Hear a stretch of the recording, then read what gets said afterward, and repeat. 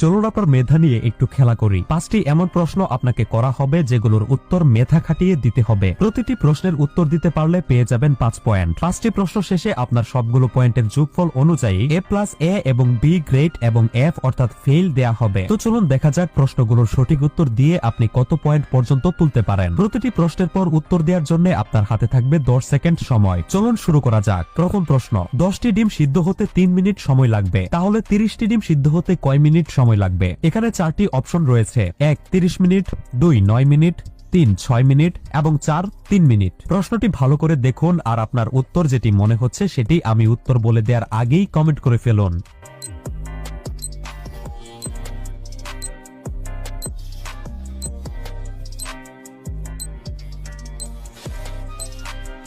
উত্তরটি হচ্ছে 3 মিনিট। কেননা 10টি ডিম সিদ্ধ হতে যদি 3 মিনিট সময় লাগে তাহলে 30টি ডিম সিদ্ধ হতেও ওই একই সময় লাগবে। আপনি 10টি ডিম না দিয়ে একবারে 30টি ডিম দিয়ে দেখবেন 3 মিনিটই হয়ে যাবে। যারা সঠিক উত্তর বলতে পেরেছিলেন তারা পেয়ে গেছেন 5 পয়েন্ট। চলুন পরের প্রশ্নটি দেখা যাক। জলে চলে না ছুঁয়ে পানি, বলুন এটি কোন প্রাণী? প্রশ্নটি একটু বেশি ক্রিটিক্যাল, তবে একটু মেধা খাটালেই উত্তরটি পেয়ে যাবেন। 10 সেকেন্ড শেষ হওয়ার আগেই যদি আপনি উত্তরটি বের করতে পারেন তবে উত্তরটি কমেন্ট করে ফেলুন।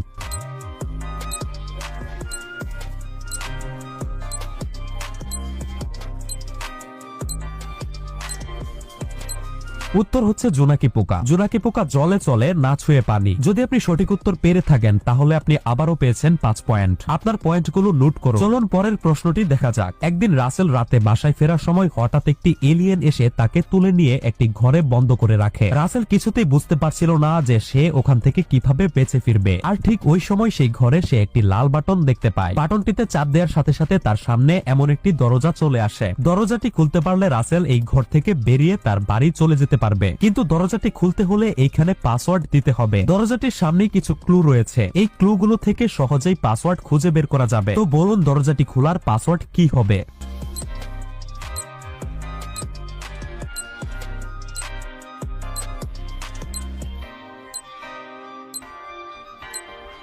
আপনি কি পাসওয়ার্ডটি বের করতে পেরেছেন? তাহলে আমি উত্তরটি বলার আগে 5 সেকেন্ডের মধ্যে পাসওয়ার্ডটি কমেন্ট করে ফেলুন তো দেখি।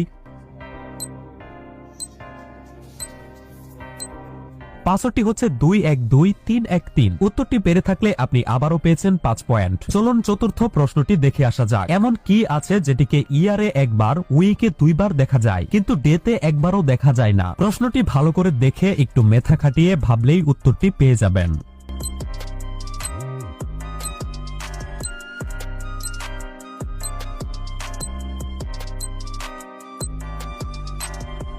উত্তরটি হচ্ছে ই। ইয়ার বানানে ই একবার আছে, উইক বানানে ই 2 বার আছে, ডে বানানে ই একবারও নেই। যদি উত্তরটি আগে থেকেই পেরে থাকেন তাহলে আপনি পেয়েছেন 5 পয়েন্ট। চলুন পঞ্চম অর্থাৎ শেষ প্রশ্নটি দেখে আসা যাক। একজন পুরুষ এবং একজন মহিলা নৌকাতে চড়ে কোথাও যাচ্ছে। নৌকার মাঝি তাদের কাছে জানতে চাইল যে তারা দুজন সম্পর্কে কি হয়। তখন মহিলাটি উত্তর দিল, আমার শ্বশুর আর এই লোকের শ্বশুর বাপ বেটার সম্পর্ক। তো এখন আপনাকে বলতে হবে মহিলা আর লোকটির মধ্যে কি সম্পর্ক।